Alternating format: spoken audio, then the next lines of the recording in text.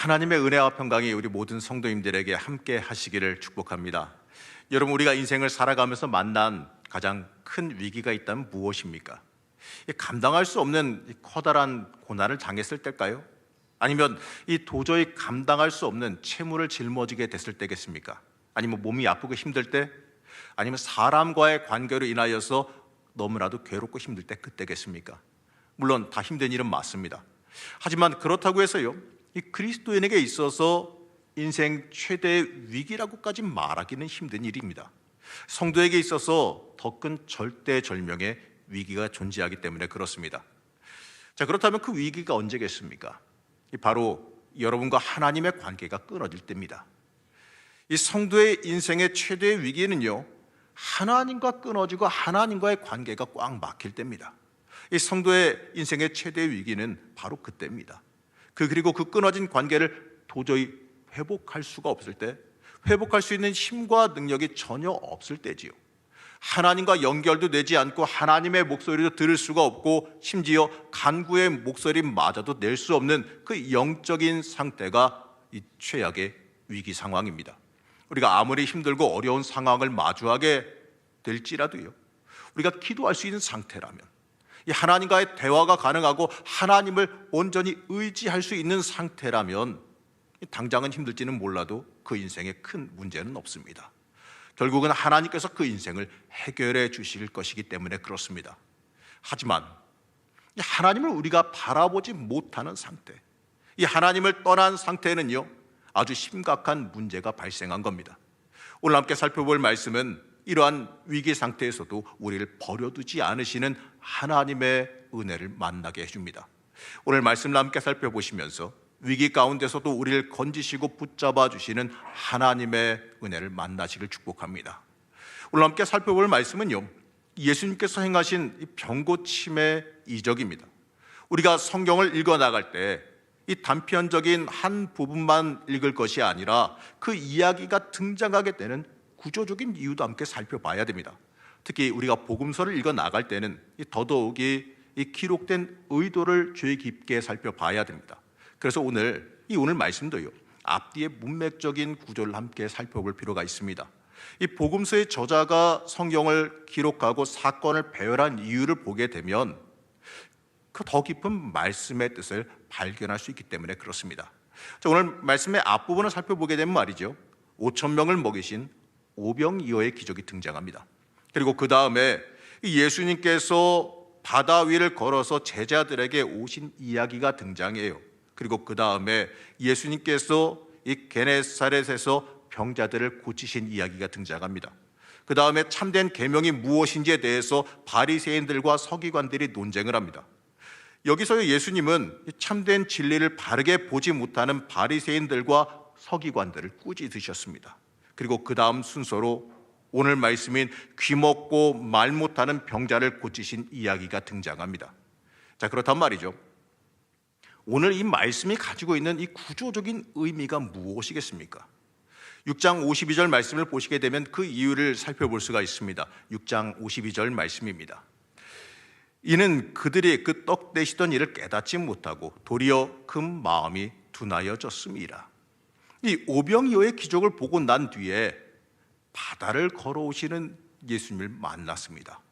이 초자연적인 기적을 행하시는 분인 줄을 이들은 이미 누누이 봐왔기 때문에 예수님께서 물 위를 걸어오시면 유령인가 해서 놀랐다가도 주님이시구나 하고 당연하게 여겨야 되지요. 예수님이 바다와 바람을 잔잔하게 하시는 것도 당연하게 여겨야 됩니다.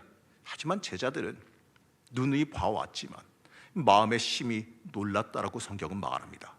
이 앞서서 계명에 대한 논쟁이 일어났을 때 예수님이 이렇게 말씀하시는데요, 7장 14절 말씀입니다. 이 7장 14절 말씀 우리 다 같이 한 목소리로 합독하시겠습니다. 무리를 다시 불러 이르시되 너희는 다 내 말을 듣고 깨달으라.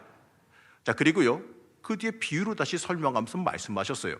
하지만 제자들은 이 17절 말씀을 보게 되면 말이죠, 무리를 떠나 집으로 들어가시니 제자들이 그 비유를 묻자온대라고 이어져서 말합니다. 지금까지 예수님의 기적과 이적을 바로 옆에서 지켜봤습니다. 놀라운 일들을 지켜봤어요.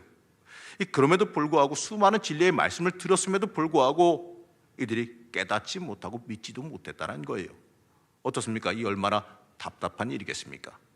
이들은 예수님의 말씀대로 둔하고 알지 못하는 사람들이었습니다. 듣고 깨닫지 못하고 이 들을 귀가 없는 제자들은 분명히 이 말씀에 의하게 되면 영적인 귀에 문제가 생긴 겁니다. 그렇기 때문에 그들을 위해서는요, 이 무엇보다도 제자들의 영적인 귀를 열어주는 일이 중요했습니다. 예수님이 말씀하시고 행한 것에 대한 이 제자들이, 그것에 대해서 제자들이 전혀 이해하지 못하고 있었기 때문에 그래요. 그래서 예수님께서 이 영적이고 크고 놀라운 비밀을 보게 하시기 위해서 이 제자들의 눈을 열고 귀를 열어주셔야지만 했습니다. 제자들은요, 예수님 옆에서 많은 시간을 보냈고 또 배우고 수많은 기적을 직접 목격했습니다. 하지만 영적인 눈이 어둡고 귀가 닫혀 있으면 그럼에도 불구하고 깨닫지 못하게 됩니다. 그래서 마가는요, 오늘 등장하는 기적의 이야기를 통해 제자들의 영적 귀가 열리는 기적 이야기를 우리에게 보여주려고 합니다. 이 기적 이야기는요, 제자들에게만 해당하는 이야기가 아닙니다. 여러분, 우리도 똑같아요. 우리도 많은 신앙의 연한이 쌓여 있고 은혜도 많이 받았습니다. 그리고 기적의 이야기와 응답의 이야기를 들어서 알고 있습니다. 심지어 어떤 분들은 기적이 일어나는 놀라운 일을 직접 목격하신 분도 계실 겁니다. 그리고 크고 작은 기도의 응답도요, 이미 많이 받으셨을 줄로 믿습니다. 그런데요, 우린 여전히 영적인 눈이 어둡고 귀가 어두워서 주의 길을 보지 못하고 주의 음성을 듣지 못할 때가 있다는 겁니다. 이 제자들의 답답한 이 모습이 그대로 우리의 모습과 닮아 있지는 않습니까? 예수님은요, 이 제자들의 눈을 열어 보게 하시고 말씀을 듣게 하시길 원하셨습니다. 우리는 오늘 이 말씀을 통해서 이 제자들뿐만 아니라 주의 길을 걸어가는 우리에게도 이 영적인 눈과 귀가 열리기를 소망할 수 있어야 됩니다. 영적인 눈이 열려야 주의 길을 밝히 보고 주께 쓰임받는 복된 길을 걸어가기 때문에 그렇습니다. 영적인 귀가 열려야 나에게 매 순간순간 세미한 음성으로 말씀하시는 주의 음성을 듣고 그의 길을 따라갈 수 있게 됩니다. 우리는요, 이 세상 유익을 구하기보다 먼저 내 영의 눈이 열리기를, 내 영의 귀가 열리기를 간구해야 합니다. 그리고 우리는 영적인 입이 열려 복음 증거하는 사람이 되기를 소망해야 됩니다. 여러분, 우리의 존재 이유는요, 복음 증거함에 있습니다. 주를 높이고 주께 쓰임 받는데 우리의 존재 이유가 있는 겁니다. 하지만 우리의 입이 열리지 못하면, 이 영적인 입이 열리지 못하면 우리의 힘만으로는 복음을 증거할 수가 없습니다. 주님은 우리의 그 영적인 입도 열어주시길 원하십니다. 우리의 귀를 열고 입을 열어 우리를 쓰시기를, 주께서 우리를 쓰시기를 원하십니다. 우린 주님 앞에서 깨어 일어나 쓰임 받기를 소망해야 됩니다. 주께 쓰임 받을 때가 우리가 가장 복된 삶을 살아가는 때라는 것을 잊지 마시기 바랍니다. 신약 성경에는요, 예수님의 이 기적 이야기가 많이 들어 있습니다. 예수님께서 맹인의 눈을 여시고 청각 장애인의 귀를 여시는 이적은 종종 등장합니다. 그런데 오늘 이적 이야기는요, 이 다른 이적 이야기들과는 다른 좀 특별한 모습을 보여주고 있습니다. 이 다른 병자들은요, 이 다른 병자들을 고친 이적 이야기들을 살펴보게 되면 공통점이 등장해요. 고치실 때 예수님께서 직접 말로 고치셨어요. 때때로 행동으로 하실 때도 있습니다. 그런데 오늘 이야기는요, 좀 종합적인 모습을 보여주고 있습니다. 33절에서 35절 말씀입니다. 33절에서 35절 말씀, 우리 다 같이 천천히 한 목소리로 합독하시겠습니다. 예수께서 그 사람을 따로 데리고 무리를 떠나사 손가락을 그의 양귀에 넣고 침을 뱉어 그의 혀에 손을 대시며 하늘을 우러러 탄식하시며 그에게 이르시되 에바다 하시니 이는 열리라는 뜻이라. 그의 귀가 열리고 혀가 맺힌 것이 곧 풀려 말이 분명하여졌더라. 아멘. 귀와 혀를 직접 만지시고 심지어 에바다라고 하는 이 주문 같은 명령도 말씀하셨습니다. 여러분, 그 이유가 뭐겠습니까? 바로 고침받는 대상자가 이 청각 장애인이고 언어 장애인이기 때문이지요. 지금 당장 말씀으로 일어나라, 고침 받아라 할 수 있으십니다. 하지만 이 사람은요, 듣지도 못하고 어떻습니까? 믿음의 고백도 하지 못하죠. 그러니 예수님께서 직접 손을 사용하실 수밖에 없었다는 겁니다. 여러분, 이 귀먹고 말도 듣는 장애인을 보면 누가 떠오르십니까? 앞서 살펴봤듯이 영적인 문제를 가지고 있던 그 제자들의 모습을 떠올리게 되는 겁니다. 그러면서요, 우린 영적으로 어두워진 내 인생의 모습도 바라볼 수 있어야 됩니다. 멀쩡히 말하고 멀쩡히 듣고 볼지라도요, 영적인 귀가 닫히고 영적인 눈이 어둡고 말에 성령의 은사가, 주님의 말씀이 사라졌다면 오늘 말씀에서 나온 이 장애인과 전혀 다를 바가 없다라는 거죠. 주님은 일반적인 방법으로 치유할 수 없는 귀먹고 말 더듬는 이에게 직접 손을 대셨습니다. 직접 만지시고 고쳐주셨어요. 스스로의 힘으로 반응할 수 없는 사람에게 직접 개입해서 도우셨습니다. 여기서 우리는요, 우리에게 직접 개입하시는 하나님의 모습을 읽을 수 있어야 됩니다. 스스로 하나님 앞에 나올 수 있으면 좋겠지만 그러한 능력이 전혀 없는 사람에게는 주님께서 직접 다가가 만나주십니다. 아무리 알려줘도 반응하지 못하는 사람들, 하나님의 말씀을 들을 영적인 귀가 없어서 말씀을 들을 귀가 먹은 사람들에게 주님께서 직접 개입하셔서 역사하셨습니다. 우린 여기서 이 말도 안 되니 버려두라는 것이 아니라, 이 말로 안 되니 그냥 버려두고 그냥 내버려 둔다는 것이 아니라 직접 행동으로 우리에게 개입하시는 하나님의 모습을 발견할 수 있어야 됩니다. 마가복음 6장에 등장하는 이적 중에서 예수님께서 바다 위로 걸어오셔서 광풍이 이는 바다를 진압하여 제자들을 위기에서 건져주시는 이적이 있습니다. 우리는 이 이적 이야기를 보면서 이 풍랑 중에 고통당하는 우리를 건지시는 하나님의 능력을 바라볼 수 있어야 됩니다. 주님은요, 우리가 홀로 인생의 그 풍랑 속에서 홀로 고군분투하게 내버려 두시지 않습니다. 우리가 주님과 따로 떨어져서 이 풍랑 속에서 헤매고 있을지라도요, 이 주님께 도움을 구할 방법이 없이 고립되어 있을지라도 우리를 버려두지 않으시고 무리를 걸어서라도 우리에게 다가오십니다. 그리고 우리를 헤아려드는 그 풍랑을 잠잠하게 명령하십니다. 예수님은 영적인 귀가 멀어서 이 하나님과의 관계가 끊어져서 힘들어하고 있는 성도들을 버려두시는 것이 아니라 이 그들에게 직접 찾아오셔서 어떻게든지 간에 고쳐주시려고 다가와 우리를 만나주십니다. 그리고 지금 이 순간에도요, 끝까지 우리를 버리시지 아니하시고 살리시는 하나님의 은혜에 우리가 먼저 감사하며 살아갈 수 있어야 됩니다. 그리고 우리는 우리를 직접 손대시며 고치시는 하나님의 그 손길을 기대해야 됩니다. 우리는 여기서요, 우리의 삶 속에 직접 개입하시며 도우시는 우리 주님의 모습을 바라봐야 됩니다. 이 제자들의 귀를 열어주시려 애쓰시는 주님의 모습을 읽어야죠. 예수님은 제자들을 꾸짖지 않으셨어요. 그렇게 많은 것을 보고 함께 했는데도 왜 이리 믿음이 없냐라고 질책하기보다 도우시고 고치시며 그들을 만들어 가시기를 원하셨습니다. 오늘날 살아가는 우리에게도 주님은 똑같이 다가오십니다. 오늘 함께 오는 그 이적의 내용은 예수님의 자녀이자 제자로 살아가는 우리에게도 하나님께서 주시는 하나님의 사랑임을 깨달을 수 있어야 됩니다. 내가 눈이 있어도 하나님의 뜻을 보지 못하고 귀가 있어도 하나님의 음성을 듣지 못한다면, 또 내가 입이 있어도 주님의 말씀을 외치지 못한다면 오늘 말씀에 등장하는 이 장애인과 다를 바 없다는 겁니다. 그러나 주님은 이러한 우리를 징벌하시고 징계하시는 것이 아니라 자상하게 찾아오셔서 우리를 사랑하시는 마음으로 직접 행동하셔서 우리의 영과 눈을 열어주십니다. 그리고 크고 놀라운 하나님의 길을 우리의 인생에 보여주십니다. 우리의 귀를 열어주셔서 하나님의 음성을 듣게 하시고 막혀있는 우리의 입을 열어주셔서 하나님을 담대히 외칠 수 있게 만들어 주십니다. 하나님께서는 혼자 힘으로 도저히 위기를 돌파할 수 없는 그 처지에 있는 우리를 찾아오셔서 만나주시고 능력을 주십니다. 찾아오셔서 직접 개입하시고 귀를 열어주시고 우리의 입을 열어주십니다. 하나님과의 소통의 통로를 열어주십니다.